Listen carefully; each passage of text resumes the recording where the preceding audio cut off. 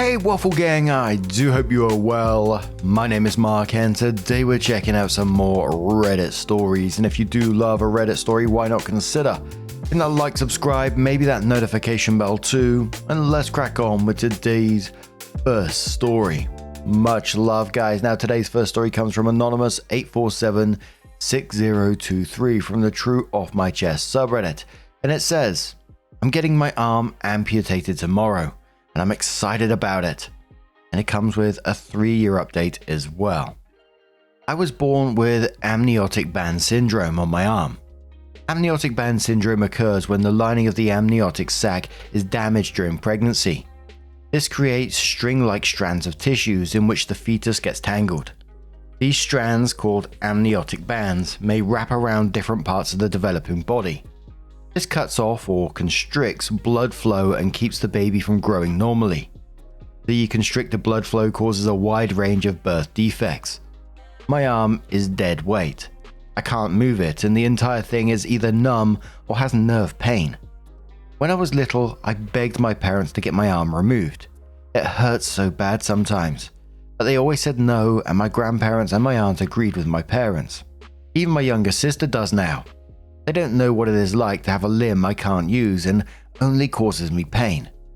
I was forced to wear long sleeves all the time so my arm would look normal. As soon as I turned 18, I went to the doctor to see about an amputation.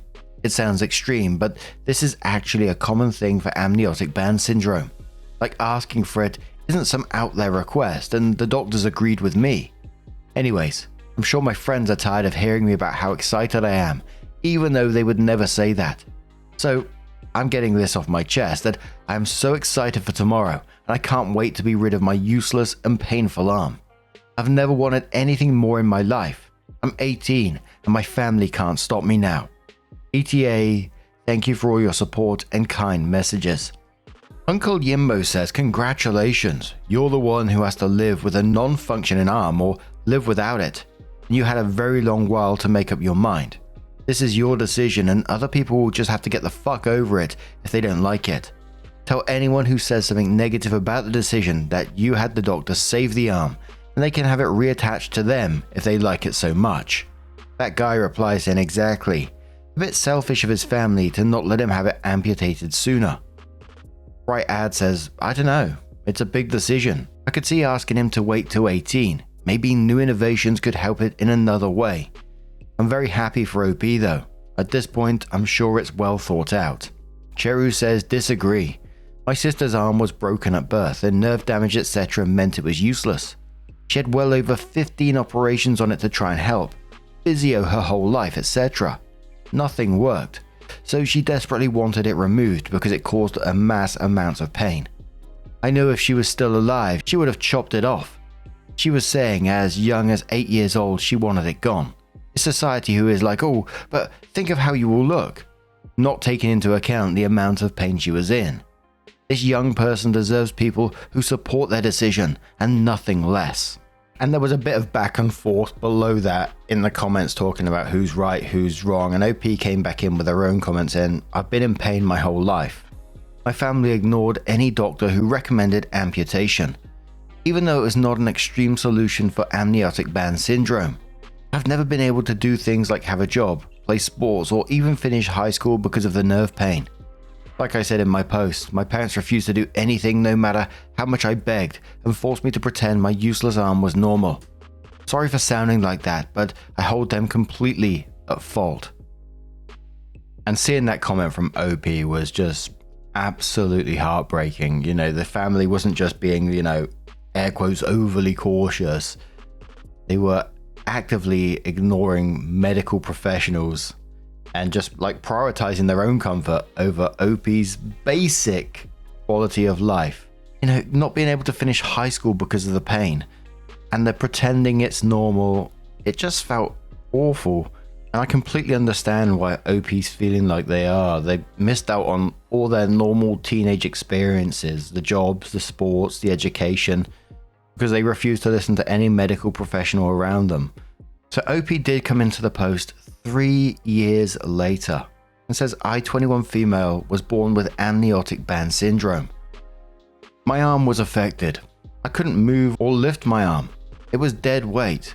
The amniotic band syndrome meant that my arm didn't develop correctly, so it wasn't like having a dead weight, unusable arm hanging at my side like a normal arm does. My arm hung differently. I couldn't move it or use it at all. The only feeling I had from it was either numbness or pain. Imagine having an arm hanging from your shoulder and chest that was dead weight, and you could feel the heaviness but couldn't lift it or move or use it like a normal arm. And the only feeling you got from it was either pain or being numb, and couldn't untwist it into a more comfortable or natural position. That was me. My parents refused to have my arm amputated, even though that's a normal thing for children with amniotic band syndrome and doctors recommended it. I always had to wear long sleeves and had to act like my arm was normal. I know now that my parents are the kind of people who act like they are special and important for having a disabled child, but they only acted like that in front of others. Meanwhile, I had to hide it and pretend I had a normal arm. Doctors told my parents I was in pain. It was obvious before I could even talk. There was no reason for that. My parents are educated. They aren't religious and they believe in science. But they never listened to any doctors. I spent my entire life in pain. I didn't finish school. I left before I was 18 because of the pain. I never ever slept enough. I couldn't ever have a job. I couldn't do stuff other kids did. I don't talk to my family anymore because of it. As soon as I turned 18, I went to see a doctor by myself without my parents. The doctor agreed that my arm should have been amputated when I was a baby. I was sent to a specialist and there was no disagreement from about doing amputation surgery. All of the medical professionals who were involved said they had never seen an adult in my situation before because the surgery is done on babies and sometimes young children. My parents, my siblings, and all the rest of the relatives tried to talk me out of the surgery. But like I said, I don't talk to them anymore. It will be 3 years in October since I had my arm amputated. I had what's called a shoulder disarticulation, and I have no regrets at all. I had the odd phantom ache or twinge right after the surgery, but that went away shortly afterwards. And those aches and twinges were nothing compared to the pain I had my whole life. I'm still amazed at what it is like to have a life with no pain. After the surgery, I had to learn to walk and balance again since the weight of my arm was missing. But now I'm able to do everything I couldn't do before. I got a part-time job after the surgery, and now I have a full-time with my provincial government. I went back to finish school, and now in September, I'm starting university part-time at night. I can't go full-time during the day because I need to work full-time. It will take me longer to earn my degree, but I'm still going to do it. I want to be an accountant. I don't regret having the surgery. I'm fine only having one arm. The only thing that is a bit annoying is having to take shirts and tops to a tailor to get the entire sleeve removed. Because if I don't go to a tailor, the fabric from the unused sleeve gets in the way. But that isn't a big deal compared to what having my arm was like. I know you shouldn't hate people, but I hate my family for denying me a life like this. I went to therapy after I got my full-time job to work on this, but I still hate them some days. I forget I posted here until a while ago, but I wanted to post one more time because most people left kind comments or sent kind messages after my last post. Almost all of them were nice. I don't regret getting my arm amputated, and I would only rather have one arm if it means not having dead weight for an arm and pain. I don't care if anyone thinks I'm wrong about my arm. I'll only have one arm for the rest of my life, but I don't regret getting rid of my useless arm.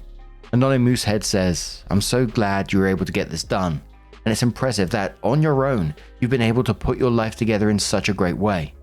Like you, I don't think I'd ever be able to forgive my parents for their neglect. Katniss says, based on province and university, I'm betting Canadian. So it wasn't even the cost of the surgery impacting your parents' decision. I'm sorry, instead of being your biggest advocate, they made life harder. Crimson says most Canadian provinces, such as Ontario, pronunciation, I'm sorry, have a mature minor doctrine, where minors under 18 can consent to medical procedures without their parents' permission. They need to be of sound mind and mature enough to know the situation and potential issues that may arise, but it's perfectly legal. I know it doesn't help OP, but they could have approached the doctor earlier and most likely have got it done sooner, as it sounded like they would have been mature enough to qualify. OP responds saying no, you'd think I didn't try that. Respectfully, you have no idea what I did or didn't do. I begged my parents and doctors for amputation surgery my entire life. Even when I got older, every single doctor I went to said they couldn't do it without the consent of my parents. I even tried talking to a lawyer one time. It was hard to find one since I didn't have any money. But even he said that if I wasn't an adult, my parents had the final say. Doctors and a lawyer said there was no way under any law or policy, even if the doctors disagreed with my parents. Don't you think if I could have had it done sooner, I would have? I've wanted this since I was old enough to understand what pain is. Would have given anything to have the surgery. Would have actually sold my soul if it was possible. You have no idea how much I tried. Don't just casually say I could have had it done sooner. It is easy to say that from the front of your screen or keyboard, but you have no idea what it was like for me. Stop acting like it was that easy. I'm proof it wasn't. Commodore says, I was born with amniotic band syndrome too. My arm was amputated at birth, but about 20 years ago, I had to have the rest of it amputated to my shoulder. Have you ever known anyone else with amniotic band syndrome? I've known a few people and people who have had miscarriages due to it. All of the people affected by it that I've known have been female, including myself. Best wishes to you. Instead of a high five, I'm giving you an internet nub 5. I Can Only Grow says, my boyfriend has it. He was born without a hand. Like there's little tiny bones in there, and you can see tiny little bumps where fingers would have been. Not gonna lie, I'm extremely curious to see an x-ray of his nub. But other than that, it's a regular pain-free arm. I'm sorry it's been a physically painful thing for you guys. That really sucks. Previous current things says finally, a post that actually fits this sub. It's really interesting to hear OP's story and especially how they're doing so well afterwards. You know, I didn't even think about having to learn to walk again because of the balance. Of course you would. And I'm not trying to be like patronizing in this situation because I know it always sounds like it when you say this kind of thing, but I'm genuinely proud of OP. Like at 21 years old, after what they've been through, they got a government job, started uni and rebuilt their entire life after escaping what's gone on there. Meanwhile, like I was 21 years old, walking around with my thumb up my ass, wondering what to have for lunch. I mean, you know, that's some serious strength from OP. And not just OP having to deal with the physical side of things and the pain, but what about the mental side as well? Your own family gaslighting you about your lived experience, the betrayal of people who were supposed to protect you, and them choosing their comfort over your pain, and then having to build yourself back up after all of that. I think it's just absolutely amazing. But now I'm going to turn this one to you guys. What do you guys make of this situation? Let us know your thoughts down in the comments below, and let's move on to another story. Now, our next story is from MDTR2534 and says, am I the arsehole here for not giving my ex a second chance after the humiliating breakup? I don't know how to start this, but bear with me because it's long. I, 21 female, was dating James, 23 male, fake name, for 3 years. I want to start that I'm a shy and super quiet person to be with. Even with him, I always had a hard time to talk and speak about my days or whatever was happening in my life, without getting nervous speaking about it. James, on the other hand, is a social butterfly. He's talkative, has large groups of friends, and can even make conversations in seconds with people he knows on the streets. Long story short, he will usually drag me to his friends' parties or social hangouts so I could be friends with his friends, but it never worked out. Most of his friends will not let me speak or talk without getting boring and just shoving me to the side. I brought this up to James, but he brushed it off as they're just not patient like that, or they don't mean to be rude. But I personally don't see it like that, so I'm not like a toxic girlfriend or anything. I never looked at his phone to check if he's cheating or anything, but I was so insecure how a lot of his girlfriends will hit on him in front of me without any reason whatsoever. The day of the breakup happened on a party of his friends, and again, I tried my best to socialize with his friends, but there was no use. What happened is that I told James I was going to get some more snacks for the party, and that's when, out of nowhere, he snapped at me saying, "See, you're just finding an excuse to leave the party. That's why my friends don't like you." I was speechless, so I told him I wasn't leaving, I was just getting snacks, and that's when he had dropped the bomb and said he's done with me and to never contact him again, loud and clear for the entire room of people to hear. And then his friends started cheering like they just kicked out a rude friend or something. I wanted to cry so bad, so I left. And good thing I had my car with me, because on the way back home, I bawled my eyes out like I've never cried in my life. I blocked him everywhere, and the same with his friends. I felt so humiliated by the fact he didn't even decide to have a decent conversation alone without anyone hearing us speak. Or I don't know, I just felt horrible how his friends started cheering for him breaking up with me like that. Fast forward to today. I'd already moved on and was doing great, when I got a long text from a random number that had the same area code from my town. It was James. He started the message with how he's been doing in his life and yada yada. Then he said he had been in 3 relationships after our breakup, and he said he didn't feel the same when he was with me.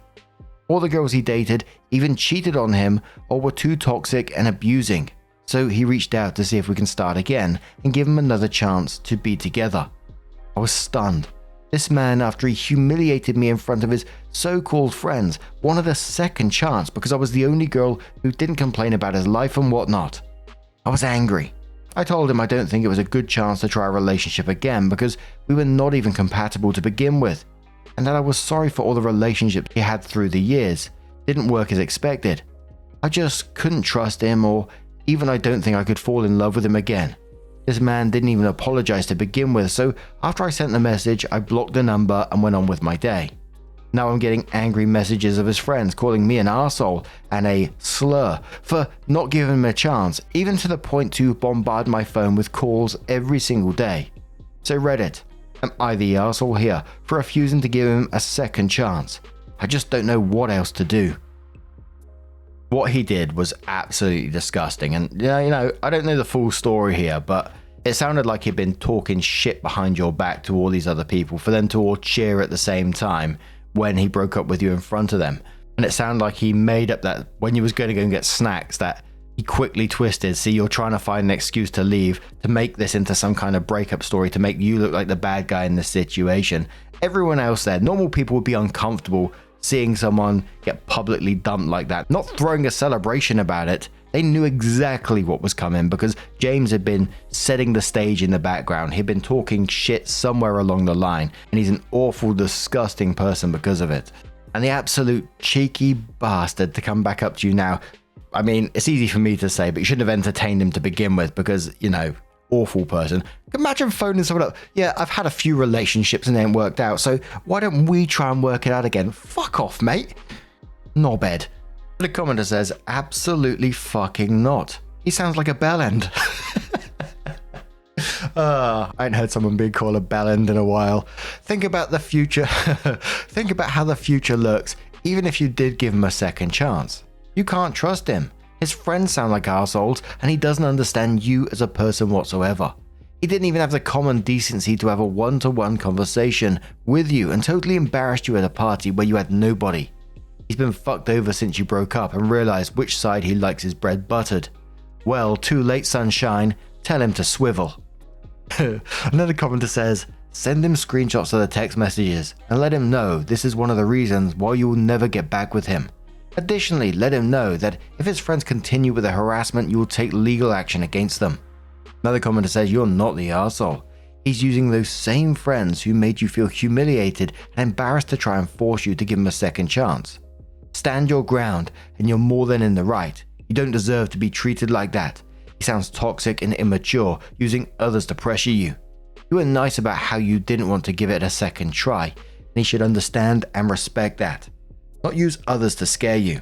And one more commenter says, save all the conversations and numbers. Give it a maximum of 2 or 3 days, and if they keep going, then consider getting authorities involved. Make sure to get a safety network, family and friends aware of the situation. Do not let them break your will or spirit. Then OP comes in with their update and says, sorry for the late reply, but it's been a hectic week. But here's an update. I decided to take your advice and screenshotted all the messages that James' friends had sent me throughout the week about me being an arsehole. Afterwards, I unblocked James and sent all the screenshots to him. You wouldn't believe it, but this man finally decided to believe me and apologized about his friend's behavior and how he didn't want this to go as far as it got. I told him this is one of the many reasons of why I can't give him another chance. because of the behavior of his friends was unbelievable behavior, and it just throws me off how I'm the youngest of the group who knows how to act like an adult. I also dropped the bomb on him that I'm seeing someone, just talking stage, nothing serious just yet, that has taken their sweet time to know me as a person, and that's why I won't let him have another chance because I'm not going for old scraps. He apologized again, and even said he just wanted to keep in contact with me because he thinks he owes it to me for all the trouble he caused. Don't know what he meant by that. By the time I wanted to finish the conversation, he told me that during our time together, he had cheated with one of his girlfriends. So that also explains why he broke up with me that time, because he was sneaking around the stupid blonde sorority girl because she was better than me. Something like that. Saw it coming, not gonna lie. But for some reason, it did hurt now, even though it's been a while. He said he wanted some closure and telling me this was the end of it. I blocked him again, lol, and now my phone is finally back to being silent since I stopped getting calls and messages. Even his mum texted me saying sorry for her son's behavior. So that's that. I want to appreciate those who convinced me not to give him another chance. I'm too much of a people pleaser, and I just couldn't handle the stress that I was in the wrong. Thank you, all of you. Commenter says to OP, good for you. You stood up for yourself and let him know he is basically scum. He was right. He will never find anyone as wonderful as you. Sucks to be him. Another commenter says, so messed up. He's getting treated like he had been treating you, and he wanted his punching bag back. Good for you for letting him know he's pathetic and you were a catch. Another commenter says he's full of shit. You know exactly what his friends were doing and saying to you. He fucking put them up to manipulate you and bully you into giving him another chance. Once he saw you had everything and screenshotted, he knew they could all get into trouble if you reported it, so he acted all apologetic and ignorant. Good for you for standing your ground and telling him where to go. Glad you told him you were seeing someone who was already treating you better than he ever did. Another commenter says, in quotes, he apologized again and then says, pretty sure what that means is that he'll figure he'll be able to get in your pants later. And then says, OP replies saying, honestly, that's what I'm thinking, but as of right now, he's blocked everywhere. Now hopefully, I don't find him in the streets. That guy is just an absolute prick. That closure line was pure bullshit. He dropped that on her just to hurt her one last time because his little ego couldn't handle her moving on. You know, real closure would have been saying, I'm really sorry for what I did, and then just left it at that. When he realized he couldn't get her back, he wanted to just one more time, just leave her with a little bit of fresh pain. Absolute narcissistic move. I've lost control, so I'm going to punish someone. But I'm glad to see that OP's moving on. Hopefully he can sit and think about that. I mean, it probably won't make any difference. If he's not changing at the moment, he's probably unlikely to change anytime soon, right? But what do you guys make of this situation? How would you have dealt with it if it was you? Let us know your thoughts down in the comments below. Let's have one more story. Now our next story comes from our very own subreddit, from r/Mark Narrations. If you've got your own story, don't forget to go and post them over there if you feel like doing so. This one's from Paper Kitten 75. It's tagged as an entitled people story. It says, old acquaintance / barely a friend tried to invite himself to my wedding. This happened about a decade ago. My husband and I have been happily married since then. We decided to fly back to my hometown for our wedding and then go on a road trip honeymoon. The wedding was a DIY, low-budget, small affair at my parents' home. We had discussed a Vegas wedding but ultimately decided against it, although my husband still kind of wanted to. Lol. About a month before the wedding, an old acquaintance sent me a message request on Facebook Messenger. This is someone I hadn't seen nor spoken to for decades. I met him when I was in high school and we used to hang out and casually date, but eventually our friendship ended on a sour note. A friend told me that he told her, you know, everyone is getting sick of her. Me. He included himself in everyone. We stopped hanging out and that was pretty much it. Anyway, he asks how I'm doing and what I'd been up to. I responded that I was doing well and was about to get married, but soon be flying back for the wedding. He responded that he was really happy for me. And a wedding? How exciting. And then the conversation got really awkward. He asked, can I come? OP said, you want to come to my wedding? He says, yeah, I'd love to. Can I? OP continues. I then had to explain that I didn't think that was a good idea. It was a small family affair. We've ordered catering for a certain number of confirmed guests, etc. I was trying to be polite, but I honestly was flabbergasted. I love a flabbergast, and fuming. I was not prepared to tell an ex-friend with whom I hadn't spoken a word in over 20 years and who had never really liked me that much anyway, that he could not just show up at my wedding. Weddings are expensive, exclusive events. You have to be, invited. I should not have to explain that to a grown-ass man. He kept saying, "Come on, why not? I'd love to see you." What do you mean, why not? What sane person would even think about asking something like that? Either he didn't know how astonishingly inappropriate he was being, or he did not care. To paraphrase D. Snyder, his goal was never ending. Oh lord, people like that just need sometimes the blunt side, I used to have a co-worker who sounds a bit like this. So people would gather in the kitchen, which is like the central part of where we worked, and with their lunches, and they'd just be chatting normal shit. And I was just stood to the side listening to this woman talking about her family barbecue coming up. We call her Melanie. And people were asking her what's she going to be cooking at this family barbecue, how many people are coming, etc. She got all the plans, all this kind of stuff. Fluff small talk. And suddenly out of nowhere, this other guy, Pete, who was listening in, who's known for this kind of stuff, just interrupts and says, I'll come along to this. And without a pause, then starts asking for dates, times, etc. And I could just feel myself shriveling up, and the whole room turned to him, and she was like, well, it's just going to be a family event, so it's only my immediate family coming. And he was like, that's all right, I'm good with people. And unfortunately, I don't know if he went to this barbecue or not, because I had to leave the room. I was getting secondhand embarrassment. I was out of there. But Oh My Swede says, "Hi, hubby here. My better half showed me this post but forgot that she had to finally block him.